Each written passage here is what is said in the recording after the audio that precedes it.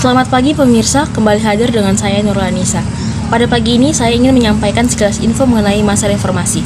Reformasi adalah sejarah. Setelahnya Indonesia akan dihadapkan pada banyak ketidakpastian yang melahirkan kecemasan dan kebingungan karena satu dan lain soal. Ada sistem politik yang rentan, institusi korup, jejak oligark yang termanifestasi lewat penguasaan sumber daya alam, hingga represi terhadap sipil. Nah, itu sejalan dengan temuan beberapa lembaga terkait situasi di Indonesia. Seperti pada catatan transportasi internasional yang menempatkan Indonesia pada posisi 110 dari 180 negara dalam indeks korupsi. Nilai Indonesia turun menjadi 4 poin menjadi 34 dari tahun lalu sebanyak 38, menjadikannya penurunan terbesar sejak 1995. Kemudian indeks kebebasan sipil di Indonesia diberi predikat partly free atau sebagian bebas dengan skor 59 dari 100. Penilaian tersebut menyoroti betapa perkara-perkara seperti diskriminasi pada kelompok minoritas, pendekatan militeristik ke Papua, sampai regulasi yang mengekang, misalnya pasal penggandaan agama adalah batu ganjalan yang dihadapi Indonesia pasca 98. 25 tahun telah berlalu sejak reformasi tahun 1998. Soeharto digulingkan dengan harapan belenggu kediktatoran dapat dilenyapkan. Tapi 25 tahun sejak reformasi 1995, langkah untuk mewujudkan harapan yang ideal itu ternyata masih tertatih-tatih. Ini telah mengirimkan beberapa tim kami untuk mengetahui beberapa pendapat publik. Berikut cuplikannya. Bersama saya Dinda Kartika Sari. Di sini saya sedang berada dengan narasumber kita yang berasal dari Universitas Sumatera Utara. Boleh perkenalkan dulu Kak, namanya siapa? Perkenalkan, nama aku Ripka Patricia. Aku dari Ilmu Administrasi Publik, Fakultas Ilmu Sosial dan Ilmu Politik. Perkenalkan, nama aku Ilma. Aku juga dari program studi Ilmu Administrasi Publik, Fakultas Ilmu Sosial dan Ilmu Politik. Oke. Nah, menurut Kakak, apa sih masa reformasi itu? Jadi kalau menurut aku masa reformasi itu adalah masa peralihan ya, yang seperti kita tahu itu ditandai dengan pergeseran Presiden Soeharto yang digantikan oleh wakilnya B.J. Habibie. Jadi di masa reformasi itu dulunya kita tahu pemerintahan itu sifatnya kayak bersifat otoriter ya. Jadi itu kekuasaan itu emang sepenuhnya dipegang oleh pemerintah dan segala sesuatunya itu dijalankan oleh pemerintah. Jadi setelah adanya masa reformasi itu terjadi peralihan di mana demokrasi rakyat itu dia jadi lebih terbuka lagi begitu. Nah, kan masa reformasi itu diakibatkan oleh krisis ekonomi sehingga para mahasiswa demo dan ingin adanya reformasi. Pada saat itu kan Soeharto yang menjabat nih kan, seharusnya Soeharto menanganin hal tersebut. Nah, apakah benar dengan Soeharto mengundurkan diri sebagai presiden dan naiknya Habibie itu udah tindakan yang benar? Kalau menurut dari saya pribadi itu adalah tindakan yang benar, karena sebelumnya di masa Soeharto itu kan dipergunakan model sentralisasi. Semuanya itu bekerja secara terpusat, artinya setiap hal yang ada di daerah juga itu integrasinya itu adalah pusat. Sama halnya dengan ekonomi. Jadi setiap hal-hal yang ada di daerah, ekonomi daerah segala macamnya itu diintegrasi ke pusat. Makanya di zaman Soeharto itu ada yang namanya krisis moneter.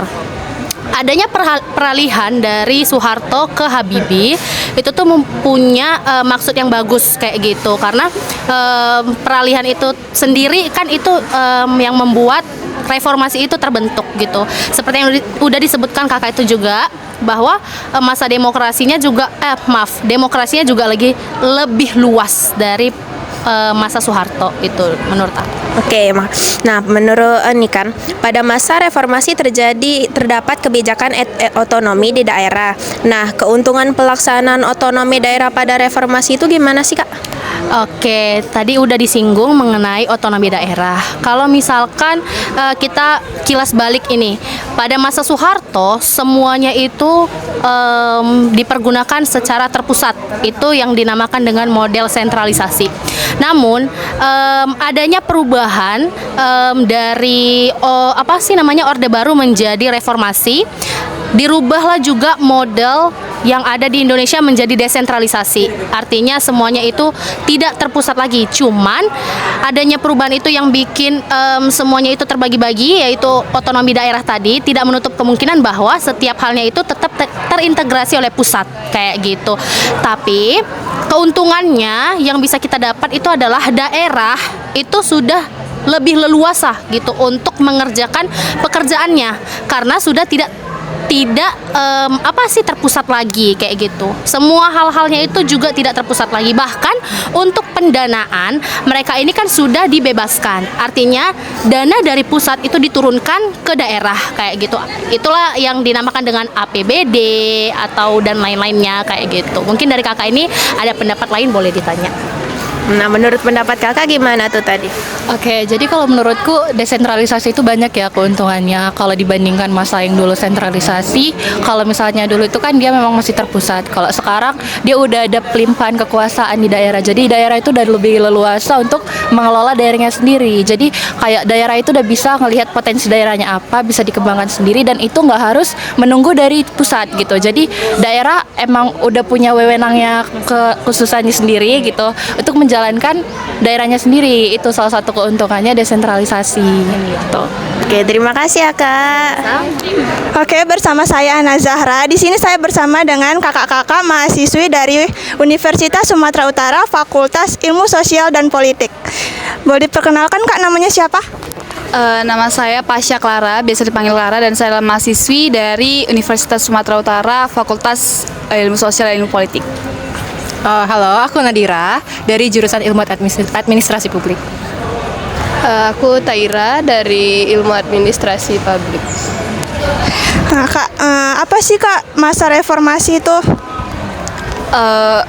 Masa reformasi itu dikenal sebagai masa suatu gerakan pembaruan dari masa pemerintahan sebelumnya, yakni Orde Baru yang dipimpin oleh Presiden Soeharto. Dan kita ketahui juga bahwa setelah Soeharto itu kan yang gantikan adalah Habibie.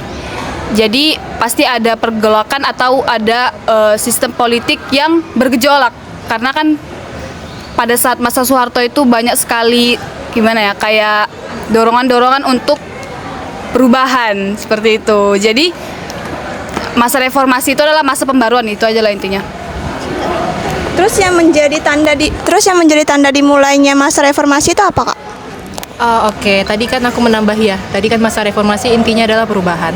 Nah, apa yang menandai itu ya berakhirnya kekuasaan Orde Baru atau di zaman kekuasaan Bapak Presiden Soeharto. Nah, di zaman itu mengapa terjadinya masa reformasi itu juga ada namanya pergerakan dari massa yang diwakili oleh mahasiswa dan yang lain-lain ya. Kemarin itu yang seperti kita tahu itu ada di Mei 1998. Nah, yang menjadi awal pergolakan mereka itu sebenarnya adalah krisis moneter yang dihadapi oleh Indonesia. Bahkan inflasinya sampai 600%. Itu intinya gitu. Nah, makanya kenapa masyarakat atau warga negara Indonesia itu sepakat untuk melakukan perubahan karena juga Presiden Soeharto ini dianggap terlalu berkuasa, tidak membatasi kekuasaan. Saat itu masih berlaku peraturan bahwa presiden itu seumur hidup. Jadi mereka dengan itu menuntut Tritura juga. Itulah awal mulanya reformasi dan bergantinya Presiden Soeharto turunnya Presiden Soeharto dan digantikan oleh wakilnya pada saat itu Bapak Profesor B.J. Habibie ya. Dan langsung membuat paradigma yang namanya era reformasi dan banyaklah mengamandemen undang-undang setelahnya di masa reformasi pun terjadi pembatasan kekuasaan di saat masa reformasi. Itulah inti dari mungkin ciri dari masa reformasi secara singkatnya aja gitu. Terus Kak, yang Bapak Soeharto mengundurkan diri sebagai presiden dan naiknya Habibie itu apakah udah tindakan yang benar? Menurut aku itu tindakan yang benar ya, karena kan sebelumnya itu B.J. Habibie itu juga wakil presiden ya yang sebelumnya, dan memang juga sejak naiknya Habibie itu ada beberapa kebijakan, salah satunya itu pemisahan Timur dengan Indonesia. Oke, makasih ya Kak. Nama saya Syadan Faiz dan bersama narasumber kita, perkenalkan Kak, nama siapa? Kenalkan, nama saya Putri Nabiha Dwiani, biasa dipanggil Nabiha. Kak, izin tanya Kak, menurut Kakak apa itu masa reformasi Kak? Kalau yang sebagaimana kita tahu, masa reformasi kan masa jatuhnya Presiden Soeharto. dan digantikan dengan B.J. Habibie. Nah, reformasi yang mana kita tahu banyak sistem-sistem pemerintahan berubah di situ. Tidak hanya dari sistem pemerintahannya, mungkin keterbukaan publiknya lebih terbuka, lebih transparan ketimbang masa sebelumnya. Oke. Menurut kakak, apa yang menjadi tanda dimulainya masa reformasi, Kak? Tanda dimulainya masa reformasi ya jatuhnya Presiden Soeharto ya, terus digantikan oleh Habibie. Mungkin Presiden Soeharto mengundurkan diri karena banyaknya pemberontakan dari beberapa kalangan masyarakat, dari mahasiswa, dari masyarakat umum dan sebagainya. Menurut kakak, kan masa reformasi diakibatkan karena krisis ekonomi Indonesia sehingga para mahasiswa demo ingin adanya reformasi. Pada saat itu kan Soeharto yang menjabat, gimana sih seharusnya Soeharto menangani itu? Apakah benar dengan dia mengundurkan diri sebagai presiden dan naiknya Habibie itu udah tindakan yang benar? Kalau menurut saya, dari pandangan saya sendiri, dengan seharusnya tindakan Soeharto pada saat itu karena krisis ekonomi, mungkin yang pertama sudah benar tindakan yang dilakukan, karena yang sebagaimana kita tahu kepercayaan publik itu sudah hilang terhadap presiden, terhadap Soeharto sendiri. Jadi menurut saya sistem-sistem atau program-program lain yang untuk mengatasi krisis ekonomi itu sendiri sulit dipercaya ya sama masyarakat. Ditambah lagi Presiden Soeharto tidak hanya karena krisis ekonomi, mungkin karena beberapa faktor-faktor lain yang menyebabkan masyarakat harus demo, harus menurunkan Presiden Soeharto. Jadi ya intinya menurut saya tindakan yang dilakukannya sudah benar. Ya. Kakak, pada masa reformasi terdapat kebijakan otonomi daerah. Jelaskan keuntungan pelaksanaan otonomi daerah pada masa reformasi. Oke. Menurut saya keuntungan otonomi daerah pada masa reformasi yang mana kita tahu pada masa reformasi kan adanya desentralisasi ya, desentralisasi. Jadi otonomi daerah itu mungkin pemerataan bagi daerah-daerah lain. Jadi pemerintah tidak hanya terfokus pada pemerintahan pusat atau daerah pusat, tetapi dengan adanya otonomi daerah itu daerah-daerah lain jadi lebih terfokuskan atau lebih pemerataannya, pembangunannya itu lebih merata. Jadi ketimpangan itu ya lebih sedikit lah. Kak, makasih Kak. Dengan saya di sini Siti Syahara. Dengan narasumber kita, boleh kenalan Bang, siapa namanya? Namaku Henryko Simanjuntak dari Visip USU. Oke, makasih ya Bang. Oke, kita mulai ke pertanyaannya ya Bang. Apa itu masa reformasi? Masa reformasi kan kalau kita lihat dari politik Indonesia ini kan, masa reformasi itu peralihan dari Orde Baru kan. Orde Baru yang ditandai kejatuhan Presiden Soeharto. Pada masa itu dia digulingkan oleh mahasiswa atau dikudeta melalui banyak peristiwa seperti peristiwa Semanggi kalau nggak salah ya. Dan itu ditandai dengan poin-poin yang mereka bawa itu tentang kebebasan, intinya terhadap kebebasan dan berdemokrasi, bahwa dalam zaman Soeharto itu mahasiswa ataupun masyarakat merasa bahwasannya demokrasi itu tidak ada di zaman Soeharto, karena beliau tahu sendiri lah kan, beliau saat menjabat dia otoriter atau bertangan besi. Jadi reformasi itu adalah masa di mana pemerintahan itu dianggap gagal dan masyarakat itu menuntut untuk kembali ke sistem pemerintahan itu ditata ulang atau direform, dibentuk baru gitu. Perubahan kan? Iya, perubahan yang lebih berdemokrasi tentunya gitu. Berarti tadi itu masa reformasi dan tanda dimulainya berarti kan Bang? Iya. Ya. Yang sekarang Bang, kan masa reformasi diakibatkan karena krisis ekonomi di Indonesia sehingga para mahasiswa tadi demo seperti Abang bilang kan. Nah, pada saat itu kan Soeharto tuh kan turun dari jabatannya dan Habibie naik. Gimana menurut Abang, itu tindakan yang benar atau yang salah? Kalau menurut aku dalam situasi konteks tersebut ya tahun segitu ya itu betul, karena itu lagi chaos-chaosnya kan, di mana masyarakat itu nggak bisa terbendung lagi, semua aparat juga turun ke jalan menghadapi mahasiswa dan masyarakat itu semua berkumpul, sampai itulah ada peristiwa-peristiwa banyak terjadi kayak pembakaran, penjarahan segala macam. Dan gimana ya, karena tuntutannya Presiden Soeharto harus melengsar, harus turun dari jabatan ya Presiden Soeharto ya mau nggak mau karena untuk menekan ini juga kan korban semakin banyak gitu. Jadi itu menurut saya tindakan yang betul. Makasih ya Bang atas pertanyaannya. Iya. Oke, bersama saya Dinda Kartika Sari. Di sini saya sedang bersama nama narasumber saya. Boleh perkenalan, Pak? Apa yang mau saya kenalkan? Nama Bapak siapa? Nama saya Fikarwin. Oke, Pak. Ya. Jadi di sini saya ingin bertanya sedikit. Apa sih Pak masa reformasi itu? Masa reformasi, masa di mana mahasiswa turun ke jalan berdemonstrasi menuntut diturunkannya pemerintah Orde Baru.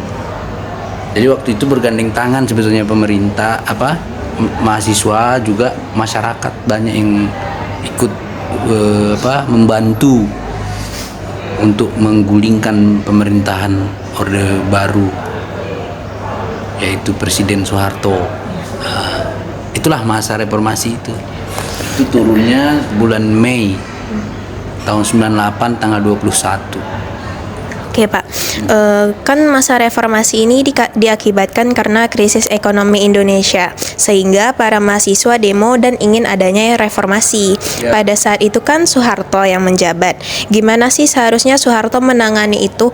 Apakah benar dengan dia mengundurkan diri sebagai presiden dan naiknya B.J. Habibie itu tindakan yang benar menurut Bapak gimana? Ya, jadi gini, bukan hanya krisis ekonomi, itu hanya salah satu, tapi juga krisis dalam bidang demokrasi, nepotisme, korupsi.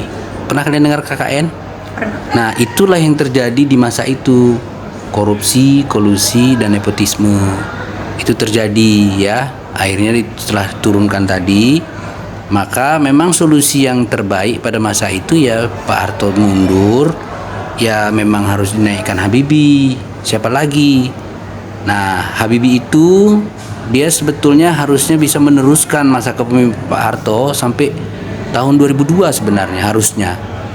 Tapi Pak Habibie mau dia melaksanakan pemilu pada tahun 99. Jadi dia tidak menyelesaikan sampai akhir periode itu. Pak Habibie mau karena dia merasa dianggap dia masih dekat dengan Orde Baru, tidak hasil pemilihan langsung gitu ya. Nah, jadi Pak Habibie itulah yang kemudian menjalankan pemilu pertama sesudah Pak Harto. Tapi memang waktu itu masih pemilunya pemilih partai, belum pemilihan langsung. Terpilihlah waktu itu partai-partai di DPR ya, kemudian mereka bersidang MPR. Yang menang PDIP tapi bukan Megawati jadi presiden. Yang menjadi presiden Pak Gus Dur Abdurrahman Wahid. Nah, wakilnya malah Bu Mega. Tapi 1 tahun lebih ya dia menjadi presiden, diturunkan lagi oleh MPR. Naiklah Ibu Mega sebagai presiden, dari wakil menjadi presiden. Lalu dipilih lagi wakilnya, yaitu Bapak Dr. Hamzah Has, ketua partai P3 waktu itu. Nah, ini dia yang menyelesaikan periode itu sampai 2004. Oke, nah pada masa reformasi, iya jelas. Pada masa reformasi kan terdapat kebijakan otonomi daerah. Nah, keuntungan pelaksanaan otonomi daerah pada masa reformasi itu apa, Pak? Ya itu tadi, aspirasi putra-putra daerah itu bisa ditampung. Ya, jadi misalnya jadi gubernur misalnya di Sumatera Utara atau wali kota ya kan di Kota Medan, atau juga bupati ya di kabupaten-kabupaten yang ada, itu nggak lagi ditunjuk dari luar tapi dipilih oleh orang setempat, sehingga pemuda setempat bisa menjadi bupati. Nah, itu salah satu keuntungannya ya. Kemudian misalnya dengan adanya otonomi daerah itu, program-program untuk kepentingan masyarakat di daerah ya, seperti kebudayaannya ya, itu mulai diperhatikan ya. Ya itu salah satu keuntungannya otonomi daerah ya. Oke, Lalu, apa saja sih menurut Bapak yang sudah muncul selama 25 tahun terakhir setelah reformasi 1998? Banyak sekali ya lembaga-lembaga negara tadi saya bilang seperti KPK, apalagi Mahkamah Konstitusi, terus apa lagi lembaga yudisial, banyak sekali lembaga-lembaga yang seperti itu muncul ya. Kemudian fungsi MPR pun tidak lagi seperti dulu, sudah berkurang ya. Dia hanya melantik presiden. Ya bisa dia menurunkan presiden, tapi belum pernah terjadi ya kan. Nah, apalagi itu dari segi kelembagaan ya. Kemudian di kementerian-kementerian pun sudah berubah. Hilang juga GBHN, nggak ada lagi, Garis Besar Haluan Negara, tapi diganti dengan program jangka menengah ya.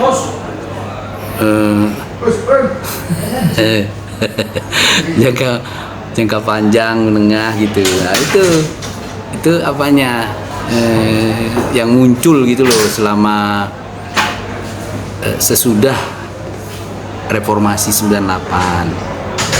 Mungkin masih banyak lagi, saking banyaknya saya pun lupa ya. Misalnya gini, dulu jadi presiden itu biasanya mesti orang-orang yang inilah, yang elit gitu ya. Tapi sejak reformasi kan orang-orang yang gak elit juga bisa naik jadi presiden kayak Pak Jokowi. Dia itu orang biasa tuh, orang dari pinggir sungai, rumahnya nggak ada terah keturunan dari apa gitu, nggak ada. Nah, itu dia bisa naik. Jadi kalian juga seharusnya bisa naik ya, kelak ya. Dengan ini kalau zaman kemudian masa atau periode presiden itu hanya boleh 2 kali. Dulu Pak Harto sampai 32 tahun 5 kali dia berpemilu, menang terus 6 kali menang terus. Karena kecenderungan kalau dia udah menang sekali terus menang. Orang kan di Indonesia kayak gitu ya, kayak Pak Jokowi ini kan pengen dia lagi nyambung, nggak bisa nyambung kan, cuma sudah 2 kan, masukkannya anaknya ya, dilanggarnya lah konstitusi. Sebetulnya itu udah salah dia. Ini kan sedang perkara, kita tunggu aja nanti hasilnya kayak mana. Nah, itu. Oke, terima kasih banyak ya Pak atas pendapatnya. Baiklah, itu dia tadi pendapat dari publik mengenai masa reformasi yang telah terjadi pada 1998 sampai sekarang. Sekian berita baru dari kami, sampai jumpa.